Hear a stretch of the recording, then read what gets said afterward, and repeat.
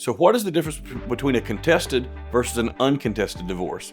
So if you have a non-contested divorce, that simply means that you have an agreement on everything. There's nothing to fight about. Now, it doesn't mean you get along about everything, but it certainly means that you can come to an agreement about all the important things that have to be decided to resolve your marriage. That may include the children and their custody or visitation or child support. That may include the division of retirement accounts or if alimony is going to be paid. It may include even important things like a business or a home. It may include bank accounts or cars or insurance. There's a million things that could play into it. What's got to happen, though, is you've got to determine, are we able to reach an agreement that we may not both love, but we can both live with? Because when you open yourself up to a contested divorce, it gets into a whole different ballgame where you're putting your life and your children, your family, and your financial stability in the hands of a judge, some third party who doesn't know you. And so if you're willing to fight it out, it can absolutely be worth the risk. But if you and your spouse can reach a non-contested divorce agreement, that takes the money and the time and the stress way down in your case. There are some counties in Alabama where a contested divorce could take 2 years or more and cost $10, $20, $40,000 or more, depending on what's going on in your case. A contested divorce can cost $500 plus your filing fee and can get done within about a month and a half. Once you sign an agreement, the complaint, the deposition, the answer, all the things that we would put together for your family to sign, and once those get submitted to the court, the judge has to wait 30 days before he or she can sign off on your divorce. Once that time frame is run, our office submits what's called a proposed order to the court that simply lets the court adopt your agreement as the order of the court and divorce you from one another. And that can happen as soon as 30 days after we file all of those documents. And that's great when you can reach an agreement. But many people can't reach an agreement because the truth is, if you could reach an agreement, you might not be divorcing anyway. But you can't get along about things, and so now it comes down to a fight. Or maybe you feel like you need to get your day in court because your spouse has done wrong that you want to make sure gets out there, and you don't feel for religious or personal reasons like you want to get divorced, but for what this other person has done. And whether it's adultery, or maybe they've been physically violent to you, or maybe they've got addiction issues that have led to the demise of your marriage, now you're in a point where you need to file a contested divorce because they're not going to agree because they don't want to admit their adultery. They don't want to admit to the problems that they've contributed to, or maybe they don't want you to get certain things that you believe you're entitled to as far as a division of all your stuff. Maybe it's personal property, maybe it's the car you're driving, maybe it's the house, but they don't want to agree on anything. Or it could simply be they're trying to be really petty and they don't want you to get anything simply because they don't want you to get what you want. And that happens in a whole lot of situations. And in those situations, you need to file a contested divorce. Now, what does that mean? A contest, just like I said, is a fight. It could be you're on one side, they're on the other side. And when we have a contested divorce, we start by filing a complaint that we get that person served with. And that complaint lays out who you all are, how the court has jurisdiction over you, and what you as the plaintiff are asking the court to do for you. We have to get them served. Once their time to answer has run, if they haven't answered, we'll get you what's called a default judgment, which would mean because they failed to answer in the time required by law, the court gives you everything you're asking for simply because they failed to answer. Most of the time, people are going to file a response of some kind, and when they do, then the court can set a temporary hearing. It's called a pendente light hearing that is going to get you by until the final case is over. Some counties, very few counties, a divorce that's even hotly contested may get done in 6 or 9 months. There are other counties where a divorce can rock along for 2 or 3 years. You can't wait 2 or 3 years to get final results. And in your contested divorce, we would need to get a pendente light or a temporary hearing very early on in your case. That can be for a lot of things. Maybe it needs to determine who's going to pay what bills while the case goes on. Maybe it's going to determine who has the custody or visitation of the children, who pays child support. It could determine who's living in your home as the case proceeds.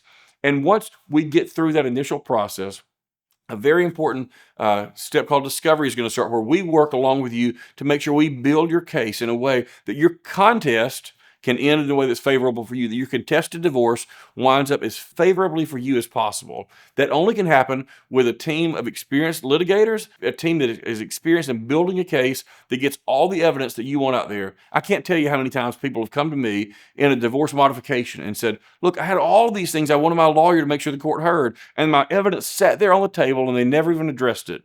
It's very important to me. That's why we even have a whole department in our office of litigation preparation team who works to put together your exhibits, and we lay those out for the court and make sure that everything that is relevant for the court to hear and admissible for the court to receive gets into evidence in your case. Because if not, you're leaving things on the table. Because when you have a contested divorce trial, anything you could bring up at that point can't be brought up in the future in a modification. So if you don't bring up the fact that there's abuse that's gone on in your marriage, or that a lot of shady things have happened with money during your marriage, and you have a trial, you get a final result, and you go back to court later on and you want to bring it up because your lawyer didn't address it in your first trial, more likely than not, you can't get back into that. It's very important that we work with you to make sure all the evidence that's important for your case gets into the case. We know that a contested divorce can be one of the most stressful things you will ever deal with in your entire life.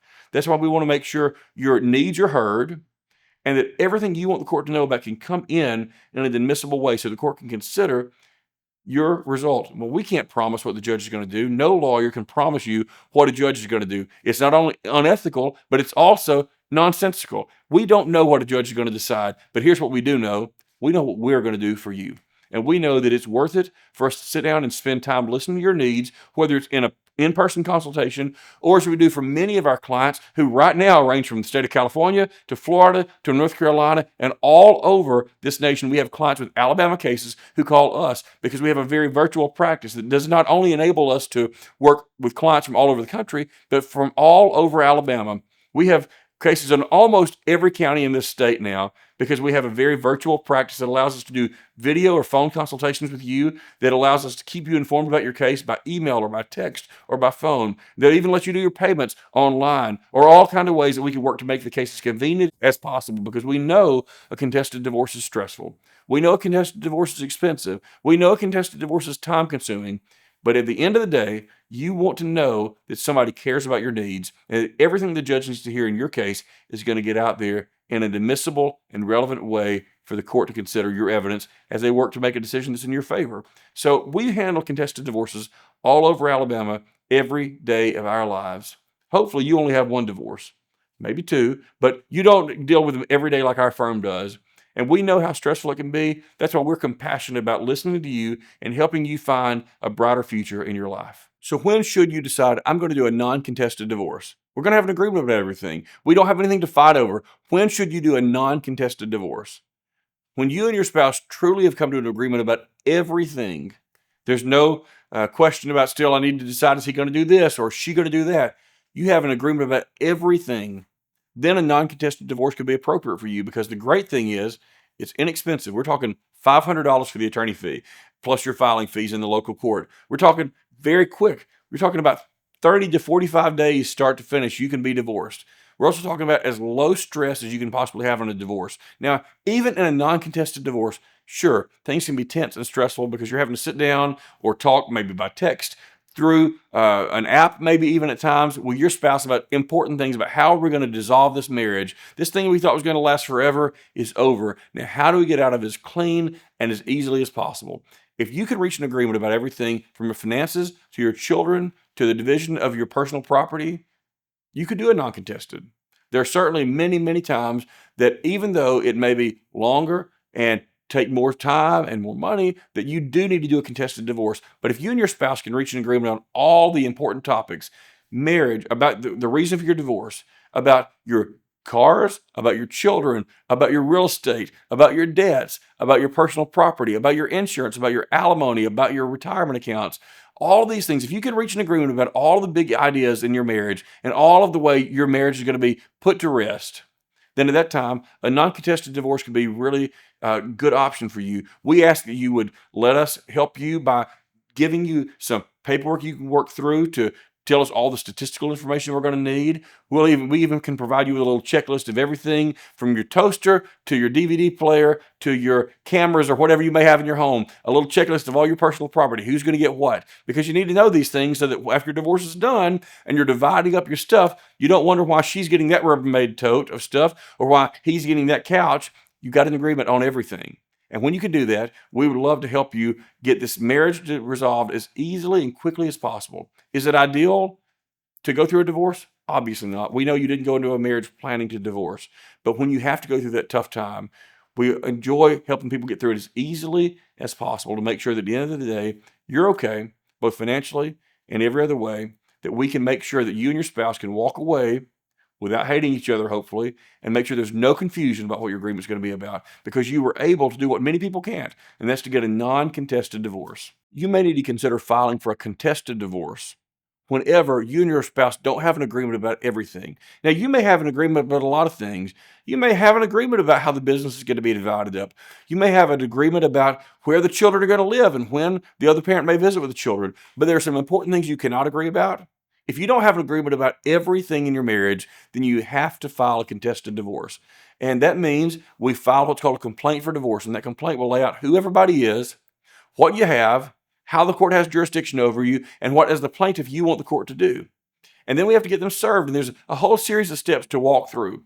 I can't tell you how many times in my practice people have come to my office and said, hey, we've tried to file a non-contested, and the court keeps kicking it out. Because as a layperson, even though they may be incredibly intelligent and well-spoken people, they don't know all the legal steps to walk through. So they say, we've tried it on our own. We can't get this done. Can you help us? Or worse yet, people have gotten a non-contested divorce, and then things come back later on to haunt them because they didn't know what to do, because they didn't really have an agreement. They just kind of gave in to the other spouse to get it over. Trust me, when you're dealing with a division of your assets, or you're dealing with the custody of your children, or who's going to get equity out of the home, that's not a time to just give in. That's not a time to just roll over and do whatever your spouse has told you to do or wants you to do just to get out of it. You should not even just do a non-contested divorce just because you're afraid of what may come out of the trial. Some people do it because they think, you know what? People may hear all my dirty laundry. Well, they may. But is it bad enough for them to hear your dirty laundry that you're willing to give away what could rightfully be yours? I don't think so. That's why in most instances, unless you have an agreement about everything in your life, you probably should file a contested divorce.